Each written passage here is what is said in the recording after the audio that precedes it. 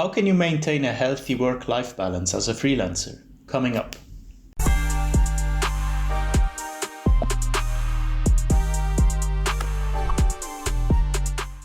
Hello and welcome back to the Freelanceverse. Thanks for coming back to the channel. Hope you're all doing well. As a freelancer, you have the freedom to work from anywhere in the world whenever you want, right?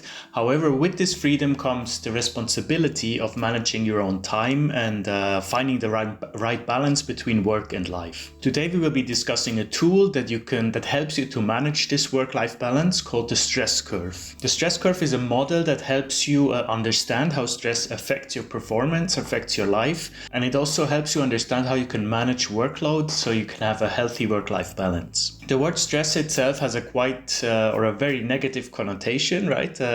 You don't have enough time for yourself, you feel stressed, and that does make sense in a way when you look at the etymology of the word, where it actually comes from. It comes from the old French estress, which meant or still means oppression, narrowness, right? So you feel already tight, you feel trapped in something.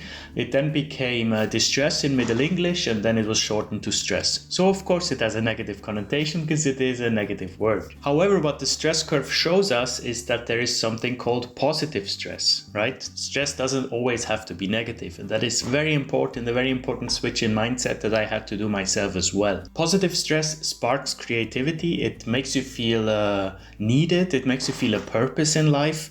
And it can definitely get you motivated. As you can see here in the stress curve, I'm going to put it somewhere here probably, at the very low stress level, you might feel bored, you might have nothing to do, nothing to achieve, so naturally your performance level is also much lower.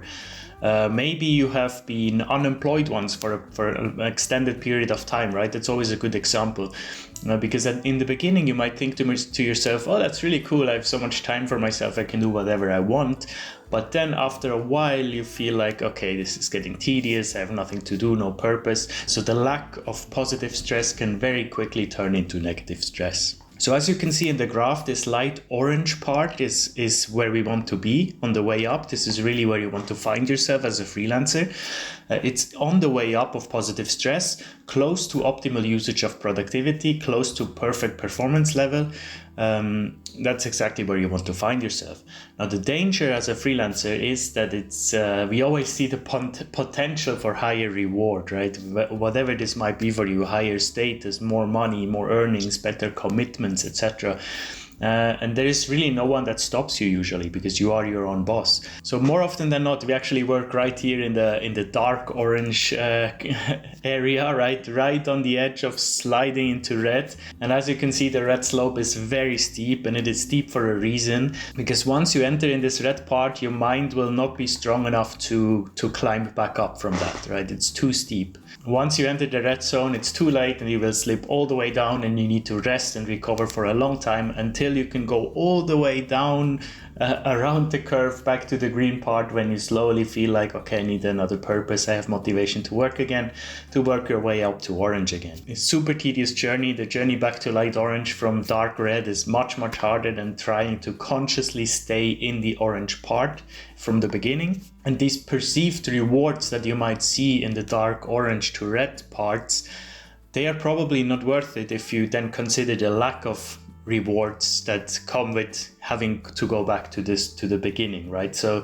in practical terms, if you think you might want to go for this huge project that you know is too big but it gives you a lot of money, it might give you a lot of money in the moment, but then you have so much time to recover and you actually make less money and it equals it out. So it's never worth to over push yourself. Managing our workload is just one part of achieving work-life balance as a freelancer. I want to share a couple of my tips for maintaining a healthy balance between work and life. First of all, let's talk about the importance of taking breaks. I mentioned that recently in a video. It's easy to get caught up in work and forget to take a breather once in a while, but taking breaks can help reduce stress levels and increase productivity significantly. This idea that we can remain focused on one task for an extended period of time it's not true. It has been debunked by so many studies, right? In fact, the opposite is true. If our brains we worked more than a few hours on a task, our brains get used to it and they become actually numb. They become kind of bored of it. So it's better to take a break and come back with a fresh brain. What I usually do, I work for an hour, like full hour, like 2 to 3, and then I take 15 minutes break and I come back, work 15 minutes break if I have a big job. So that's how I structure my day. Second, I can't stress it enough. Move. Incorporating movement into your daily life is so important, especially if you are in a sitting office job like me. But even if you have a standing desk, I work half days usually on a standing desk. But even there, you're just standing in one spot. That's also not good for your ligaments, right? So you are reliant on enough movement. I incorporated.